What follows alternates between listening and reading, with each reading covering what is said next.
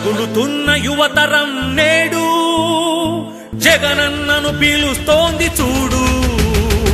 రగులుతున్న యువతరం నేడు జగనన్నను పీలుస్తోంది చూడు.